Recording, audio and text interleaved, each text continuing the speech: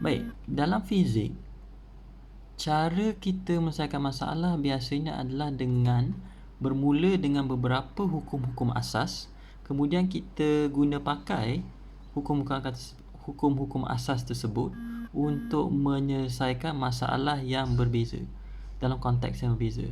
Contohnya, kalau dalam mekanik, kita belajar tentang hukum gerakan Newton 1, 2, 3. Kemudian kita guna pakai hukum tersebut untuk menyelesaikan masalah gerakan satu dimensi, dua dimensi, gerakan musing. Dalam termodinamik, kita belajar hukum termodinamik 1, 2, 3. Kemudian kita gunakan tu untuk menyelesaikan masalah misalnya perubahan gas ataupun perubahan fasa cair ke gas misalnya.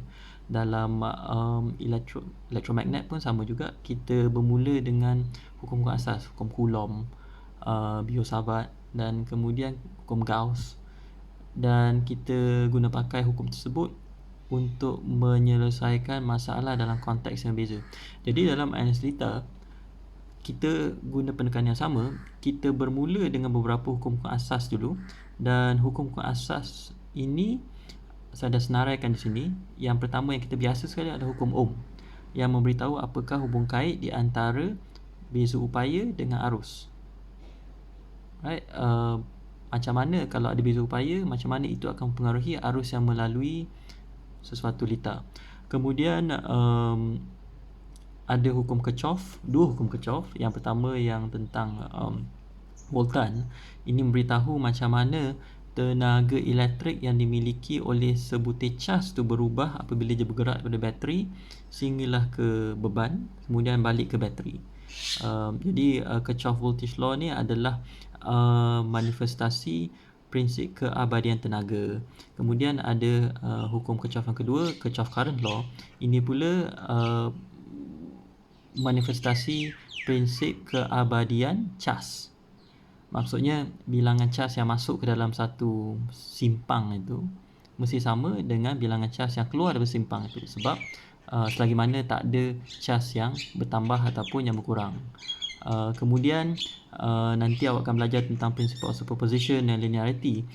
Prinsip of superposition ni dia berguna kalau kita ada lebih daripada satu sumber tenaga, maksudnya ada lebih daripada dua bateri dalam suatu lita. Jadi macam mana kita nak mengira, contohnya jumlah tenaga yang ada dalam lita tu kalau kita ada lebih daripada satu bateri.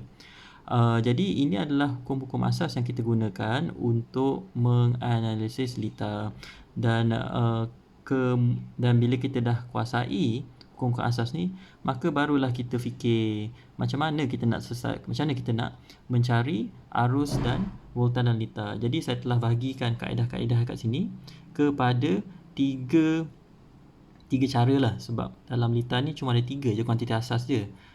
Kuantiti asas pertama adalah arus, kalau nak cari arus. Kuantiti asas yang kedua adalah voltan. Kuantiti asas yang ketiga adalah perintang. Jadi kalau yang paling mudah sekali, yang paling kita biasa adalah untuk mencari rintangan dalam lita.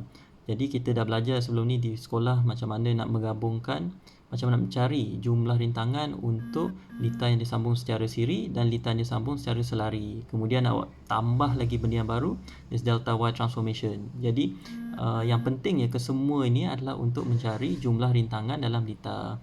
Kemudian macam mana nak mencari arus sama dengan lita, ada dua kaedah, the mesh current method, kemudian the loop current method. Ni awak dah belajar lah. Kemudian untuk mencari voltan pula, kita ada satu node voltage method. Jadi ini yang baru. Kemudian ada lagi satu pendekatan yang kita ambil, tapi yang ini je saya buat asing sebab ini bukan berkait dengan load. Ini berkait dengan source tu sendiri. Maksudnya ini macam mana nak meringkaskan lita tu dengan mengubah source, maksudnya dengan mengubah sumber tenaga tu. Jadi ini bergantunglah sama ada current source atau voltage source, right?